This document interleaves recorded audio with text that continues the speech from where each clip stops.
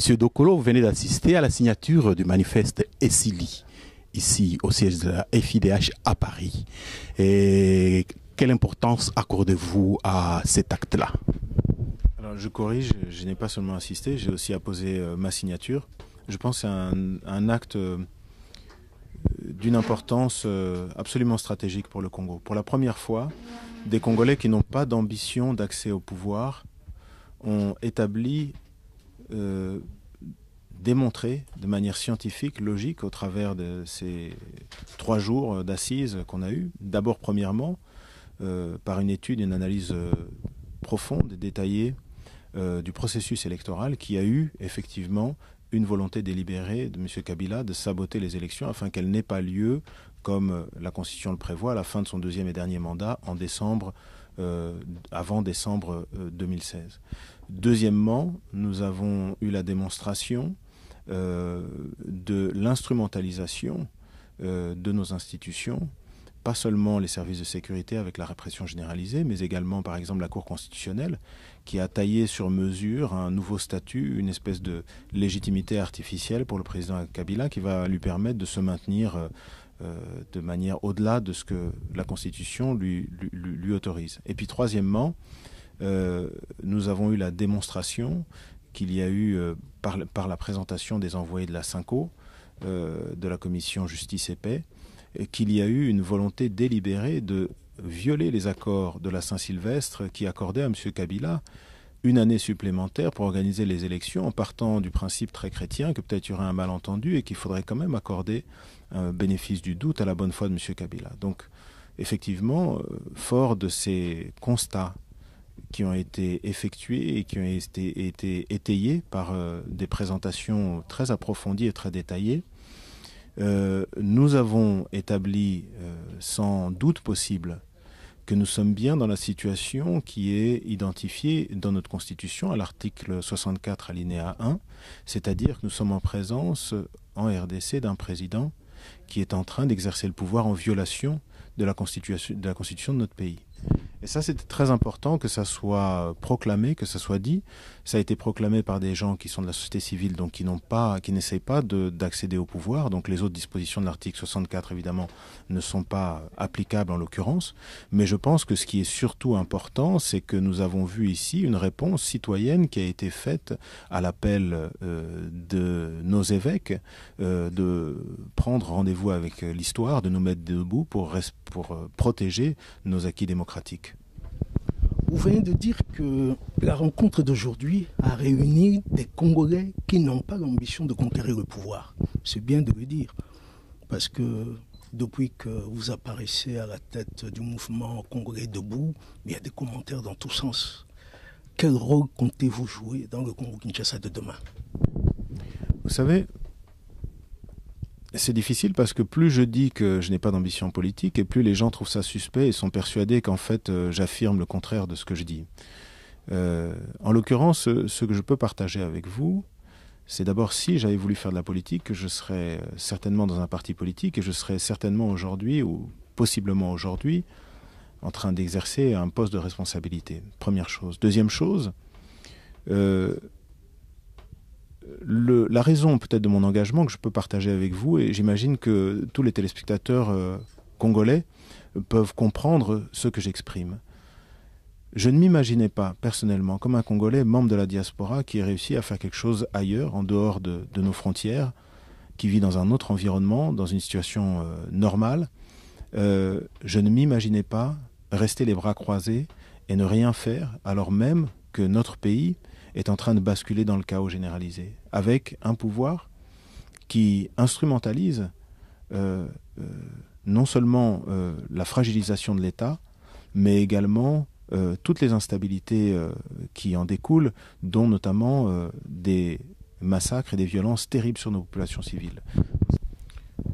Oui, tout le monde connaît mon engagement dans la culture, et notamment le travail que je fais au niveau de ce musée de Dundo en Angola, des civilisations de Chokwe, là où je suis en train de travailler justement pour arriver à récupérer des chefs-d'œuvre de la civilisation de Chokwe qui ont été volés pendant la guerre en Angola.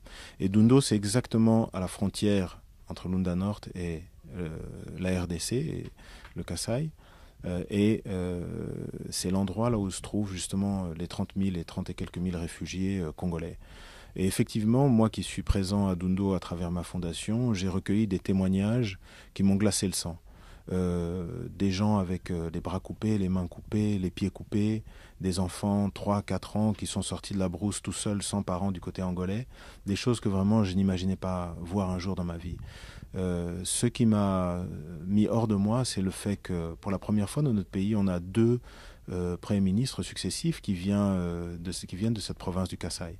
Je n'ai jamais entendu personne au Congo faire quoi que ce soit pour essayer de mettre un terme, un vrai terme à cette situation-là. On a soit d'un côté les gens qui l'instrumentalisent et qui jouent avec la mort de nos concitoyens et les souffrances terribles de nos concitoyens, soit des gens qui considèrent que c'est pas leur problème ou qui ne peuvent rien y faire et qui restent les bras croisés. Par rapport à tout ça, moi je pensais que c'était important de proposer une autre voie qui était une approche citoyenne de masse. C'est-à-dire que la différence, on m'a posé souvent la question, mais pourquoi est-ce que vous n'avez pas rejoint Filimbi ou Lucha? Et j'ai dit plusieurs fois, d'abord c'est un mouvement de jeunesse, moi je suis plus tellement jeune que ça, mais en plus, je considère que le grand problème, c'est comment est-ce qu'on arrive à engager la grande masse de nos compatriotes congolais qui sentent bien que le pays est en train de basculer, qui en souffrent dans leur chair, dans leur âme, mais qui ne savent pas quoi faire, qui ne va pas mettre leur vie en péril pour arriver à résoudre cette situation.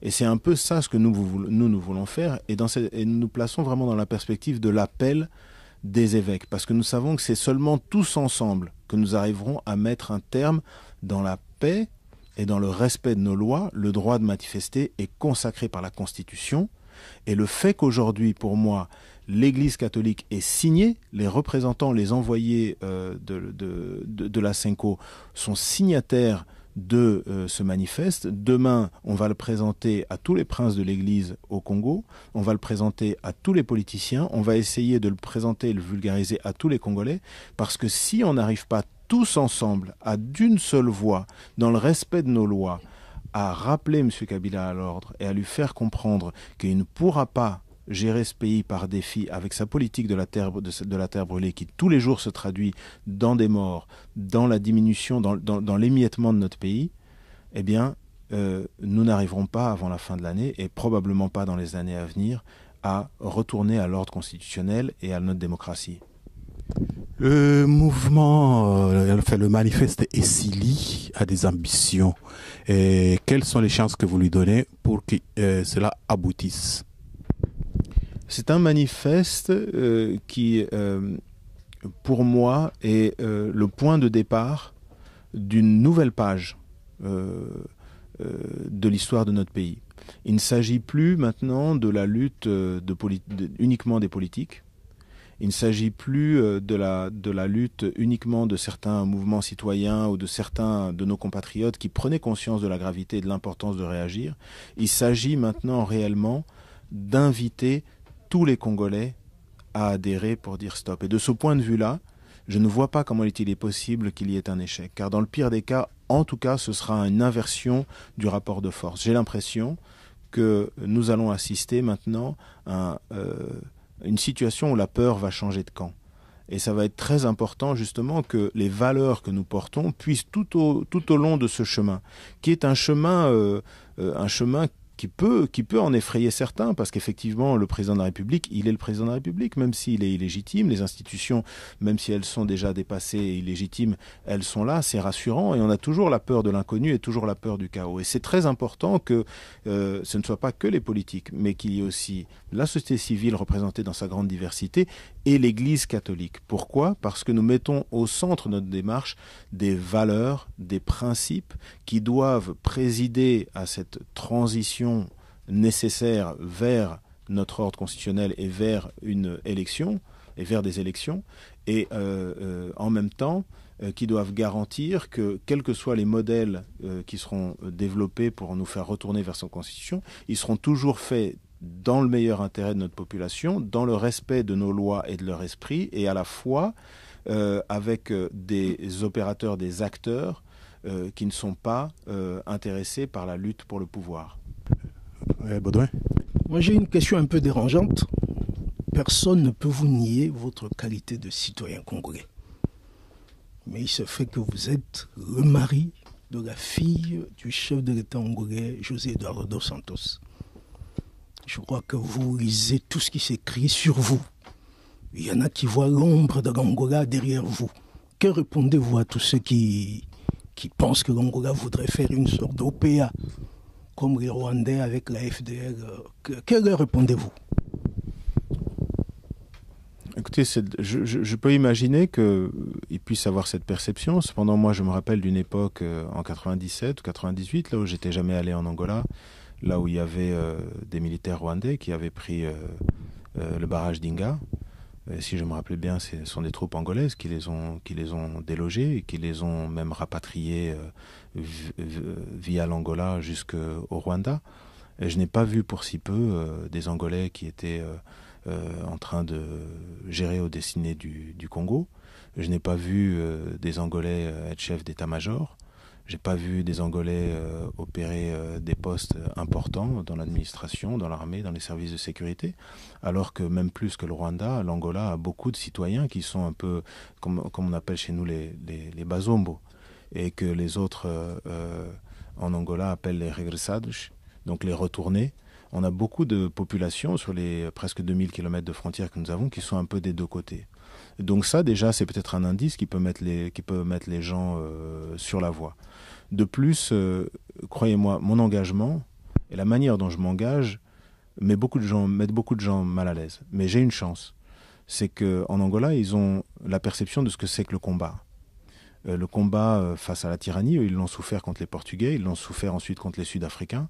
Et donc, lorsqu'il y a eu des initiatives qui ont été prises par Kinshasa pour essayer de me faire taire en créant un stress au niveau angolais, j'ai beaucoup apprécié l'attitude des Angolais qui a été de dire « Mais écoutez, mais il y a des lois au Congo, c'est un citoyen congolais, il peut avoir les opinions qu'il a.